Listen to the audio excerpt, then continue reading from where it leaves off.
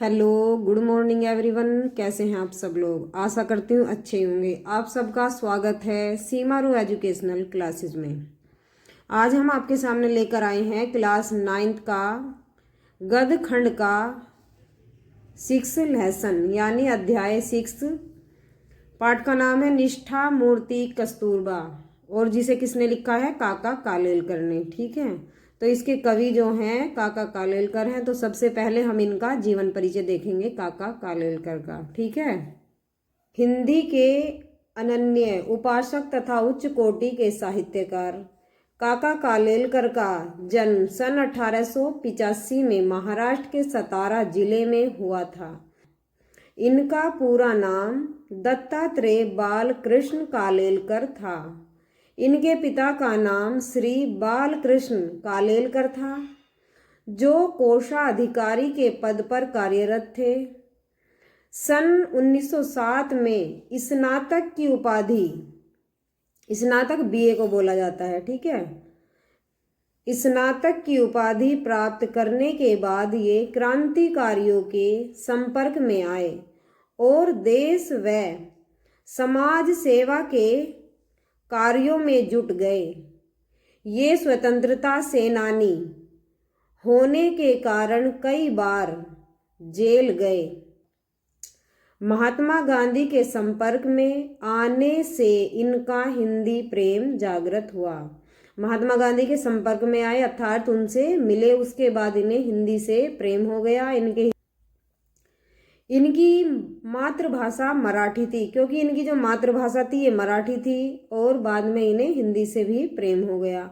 लेकिन गुजराती, बांग्ला, अंग्रेजी तथा हिंदी भाषाओं का भी इन्हें पूर्ण ज्ञान था, पूरा ज्ञान था। इन्होंने बड़ौदा की राष्ट्रीय शाला, शांति निकेतन, साबरमती आश्रम और गुजरात विद्यापीठ में अध्यापन कार्य किया, यानी पढ़ाने का कार्य भी किया। पढ़ाने का कार्य कहाँ कहाँ किया? बड़ौदा की राष्ट्रीय शाला में, शांति निकेतन में, साबरमती आश्रम में और गुजरात विद्यापीठ में इन्होंने पढ़ाने का कार्य किया तथा गुजरात विद्यापीठ के कुलपति बने। इन्होंने राष्ट्रमत नामक मराठी पत्र का संपादन भी किया। ये संविधान सभा के भी सदस्य रहे हैं। सन 1952 से लेकर 1957 तक ये राज्यसभा के सदस्य तथा अनेक आयोगों के अध्यक्ष भी रहे हैं। भारत सरकार ने इन्हें पद्म भूषण तथा राष्ट्रभाषा प्रचार समिति ने गांधी पुरस्कार से सम्मानित किया। निरंतर देश और साहित्य सेवा करते हुए राष्ट्रभाषा का यह प्रचारक सन 1981 को इस संसार से विदा हो गया, अर्थात इनका देहांत हो गया। कौन से सन में? 1981 ईस्वी में। ठीक है, ये यहाँ तक इनका जीवन परिचय था। अब हम देखेंगे इनका साहित्यिक परिचय।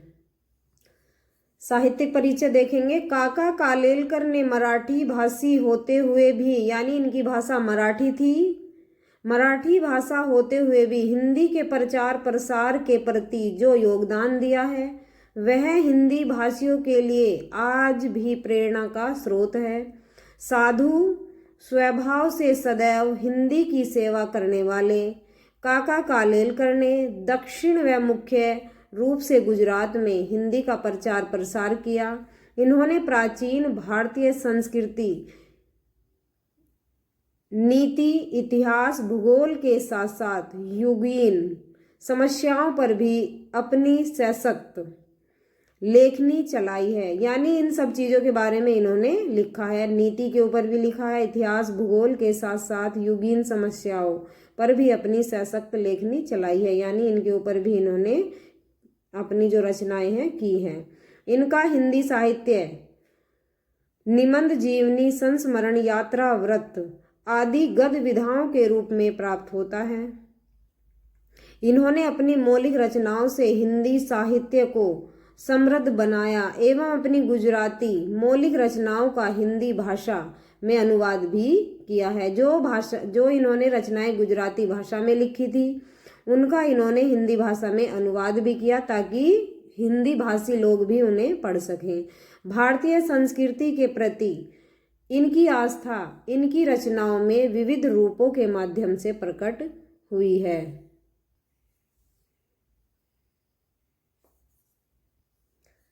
कीर्तियां। काका साहब की मुख्य रचनाएं निम्नवत हैं। अब इनकी रचनाओं को देखेंगे, कौन कौन सी, निबंध संग्रह, यात्रा व्रत, ये सब चीजें इनकी हम देख। निबंध संग्रह जीवन साहित्य एवं जीवन काव्य। इन वैचारिक निबंधों में इनकी साधु प्रवृत्ति वह प्राचीन भारत की सुंदरता दृष्टिगोचर होती है।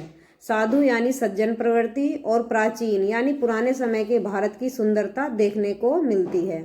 यात्रा वृतांत लिखे हैं इन्होंने। हिमालय प्रवास, यात्रा, केवल यात्रा लिखा है इन्होंने। लोकमाता संसार की माता, उस पार के पड़ोसी आदि, ये इनके यात्रा वृतांत है, यानी जहाँ जहाँ इन्होंने यात्रा की है उनका वर्णन इन्होंने किया है और ये नाम दिए हैं। संस्मरण बापू की झांकियाँ। कालेलकर जी के इन संस्मरणों में गांधी जी के जीवन एवं उनके व्यक्तित्व का चित्रण किया गया है। आत्मचरित, धर्मोदय, जीवन लीला, इन रचनाओं में कालेलकर जी का व्यक्तित्व स्पष्ट रूप से उभरकर सामने प्रस्तुत हुआ है। सर्वोदय साहित्य, यह रचना आत्मकथात्मक शैली में लिखी गई है। इस रचना में उन्होंने सर्वोदय अर्थात सबके उदय, सबकी प्रगति का विचार प्रस्तुत किया है। सबका उदय और सबकी प्रगति का विचार प्रस्तुत किया है। अब हम देखेंगे इनकी भाषा और शैली। भाषा। काका कालेलकर हिंदी भाषी न होते हुए भी हिंदी के समर्थ गद्यकार थे। भावों को पूर्ण रूप से प्रदर्शित करना इनकी भाषा की प्रमुख विशेषता है। ये अनेक भाषाओं के ज्ञाता का मतलब होता है जानकार थे। अंग्रेजी, अरबी, फारसी, गुजराती, मराठी भाषाओं के शब्द भी इनकी रचनाओं में आसानी से मिल जाते हैं। तत्सम, तद्भव तथा देशज और मुहावरों, कहावतों के प्रयोग से भाषा में सजीवता का समावेश हो गया है। भावों को सहजता एवं स्पष्टता से उद्घाटित करने में इन्हें कुशलता प्राप्त है। शैली देख लेंगे इनकी। काका कालेलकर ने साहित्य रचना में विषय, भाव व प्रसंग के अनुसार विभिन्न शैलियों जैसे विवेचनात्मक शैली, परिचयात्मक शैली, विवरणात्मक, विचारात्मक तथा चित्रात्मक शैलियों का प्रयोग मुख्य रूप से किया है। यहाँ तत्सम और तद्भव आया है, ये दो शब्द होते हैं। तत्सम हमारे संस्कृत के शब्द होते हैं और तद्भव हमारे हिंदी के शब्द होते हैं, और देशज हमारे देसी शब्द होते हैं, हमारे देश के शब्द होते हैं। ठीक है। कहावतों मुहावरों का भी प्रयोग इन्होंने किया है। हिंदी साहित्य में स्थान। काका कालेलकर महान देशभक्त, विचारक, उच्च कोटि के विद्वान, राष्ट्रभाषा के प्रचार करने वाले तथा उत्कृष्ट निबंधकार व यात्रा वृतांत के एक समर्थ लेखक थे। अपनी साहित्य साधना व हिंदी भाषी प्रेमी होने की वजह से इन्होंने दक्षिण भारत में अपने प्रचार एवं प्रसार में अत्यंत महत्वपूर्ण भूमिका निभाई है। घटना की चित्रात्मकता व सजीवता प्रदान करना इनके भाषाई कौशल का महत्वपूर्ण गुण था। यह आपका जीवन परिचय पूरा हो गया है। इसे एक बार और पढ़ लेंगे और याद कर लेंगे, एग्जाम में हमेशा पूछा जाता है। ठीक है। Thanks for watching. वीडियो अच्छी लगे तो लाइक करना और चैनल पर यदि नए हो तो चैनल को सब्सक्राइब करना। Thank you so much.